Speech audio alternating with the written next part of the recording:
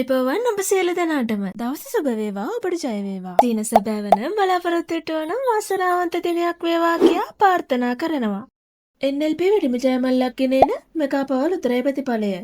අද 2025 දෙසැම්බර් මාස 9 වෙනිදා. එනම් අඟහරුවාදා. මෙගා පවර් දිනුම් වාරය 2386. මේ දිනුම් වාරයේදී මෙගා පවර් ඔබට ගෙනෙන සුපිරි ජයමල්ල 16 කෝටි 93 ලක්ෂයකට වැඩි.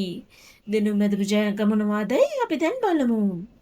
දිනුම් මැදපු ජයාංක වන්නේ පිළිවෙලින් ඉංග්‍රීසි අක්ෂරය T, සුපිරි අංකය 12, අනිකුත් ජයාංක වන්නේ පිළිවෙලින් 66, 73, 13, 41.